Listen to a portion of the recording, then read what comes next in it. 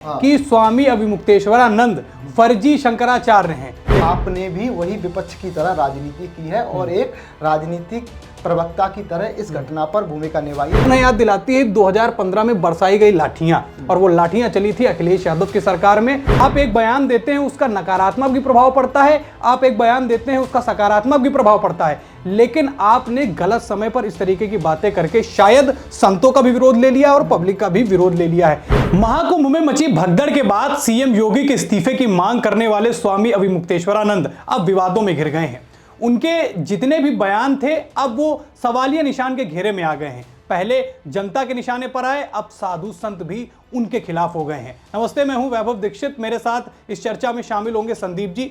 संदीप जी, स्वामी अभिमुक्तेश्वरानंद जिस तरीके से बयान देते हैं महाकुंभ में भगदड़ के बाद, फिर इस्तीफे की मांग करते हैं, क्या लग रहा है, क्या सोच है इसके प्रति और कैसी चीजें उनकी हो रही हैं? वीडियो शुरुआत में ही हमें जान लेना चाहिए कि जो शंकराचार्य हैं देश के चौथे शंकराचार्य भी हैं और चारों शंकराचार्यों में इनकी गिनती होती है। शंकराचार्य जो वैभव होते हैं शिव के रूप होते हैं, और मेरा इन पर टिप्पणी करना या फिर हम इस खबर में बात कर रहे हैं तो हमारे इस खबर पर बात करने के लिए वैभव सूरज को आईना दिखाने जैसा है। फिर भी हम खबर पर बात वैभव इसलिए कर लेते हैं कि खबर क्यों जरूरी है वैभव, क्यों योगी का इस्तीफा मांगने वाले शंकराचार्य जी आज खुद फर्जी शंकराचार्य टैग लग गया है।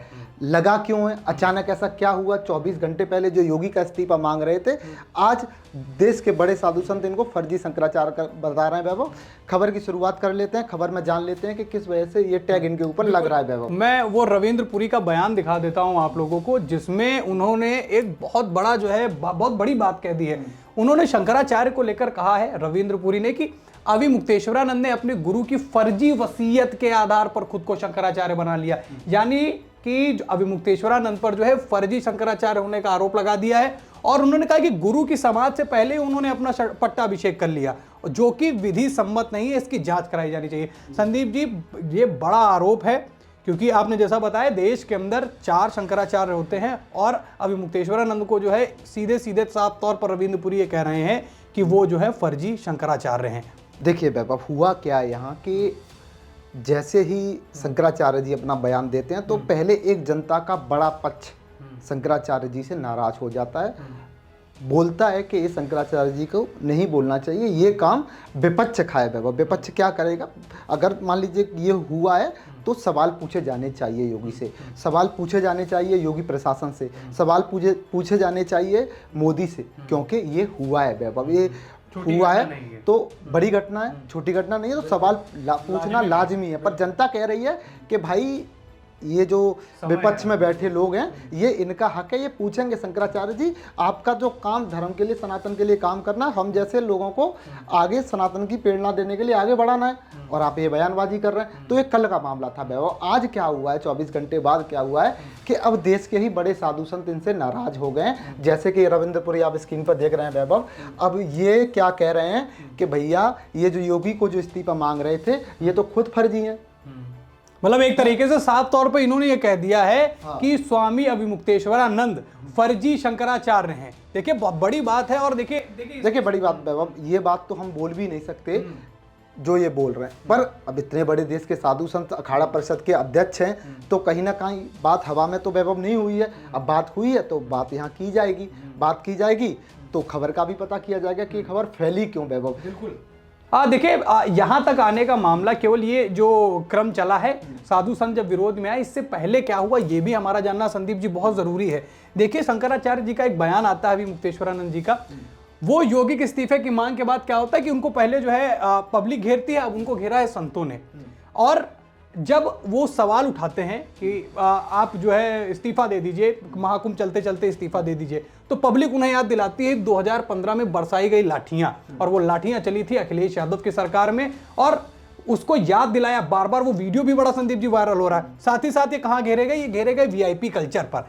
इन्होंने कहा कि वीआईपी कल्चर की बात करें, शंकराचार्य हैं, सेवा भाव इनको मिलना चाहिए, वो आदर प्रणाम मिलता है। वीआईपी कल्चर पे बात ना करेंगे इनके लिए, क्योंकि शंकराचार्य हैं वैभव। देखिए वही मतलब अगर इसको लेकर पब्लिक ने इनको काफी घेरा है। और दूसरी जगह क्या हुआ कि इन्होंने कहा कि इनको शोक जताने का समय नहीं मिल रहा है, और वहां पर भी पब्लिक ये चीज कह रही है कि ऐसा तो है नहीं कि वो एक दिन का मामला था या एक पल का मामला था, आज भी उस बात का कष्ट है। इस बात पर हम बात कर सकते हैं, शोक जताने का समय नहीं मिल रहा है, तो शोक जताने का समय कहाँ से मिलेगा? भाई आप शंकराचार्य हैं, देश के चारों शंकराचार्यों में आपकी गिनती है, लोग आपको पूछते हैं, सरकार आपकी बात मानेगी या सरकार को आप कहेंगे कि हमें शोक जताने के लिए समय दे दीजिए? क्यों सरकार से शोक जताने के लिए समय? वैभव मान लीजिए कि मुझे कोई कष्ट है, आपको कोई कष्ट है, आपको कोई शोक मनाना है, तो आप सरकार से समय थोड़ी मांगेंगे कि भाई हमें अपना समय दे दीजिए, हम शोक मनाएंगे। सरकार का क्या इससे मतलब है? तो सरकार होती कौन है भाई? आप शंकराचार्य हैं, आप अपने फैसले खुद ले सकते हैं।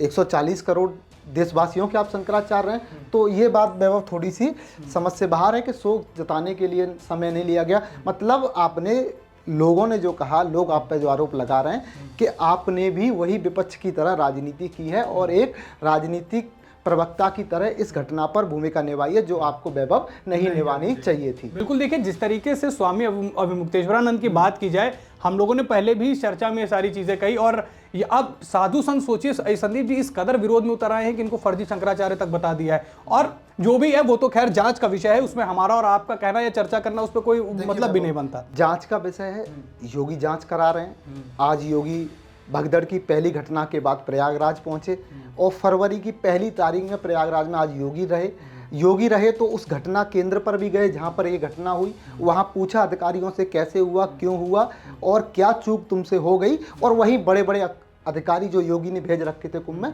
वहां फटकार भी लगाई, क्लास भी लगाई। उसके साथ योगी, उसके बाद वैभव योगी अखाड़ा परिषद के बड़े साधु संतों से, महामंडलेश्वरों से मुलाकात की और पूछा, माफ़ी मांगी, बताया कि क्या योगदान, क्या उस रात को हुआ, कैसी परिस्थितियां बदल गई। नहीं तो वैभव आप जानते हैं, हम जानते हैं, मौनी अमावस्या का जो इंतजार पूरा 140 करोड़ देशवासी कर रहे थे, वो सुबह अनहोनी की सुबह हमारे लिए आएगी, ये किसी ने कतई सोचा नहीं था।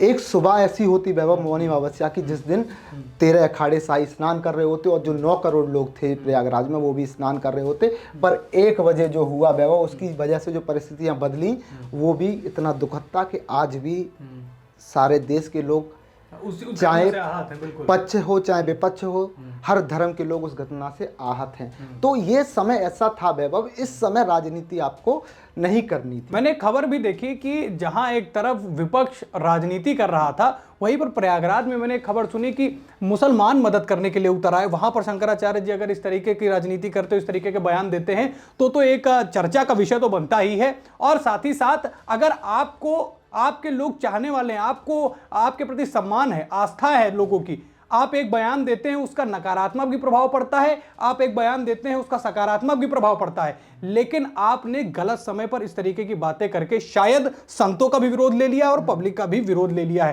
खैर, ये तो अब जनता डिसाइड करेगी, ये तो अब साधु संत डिसाइड करेंगे। हमारा और आपका इसमें कहना बिल्कुल भी शायद जायज नहीं है।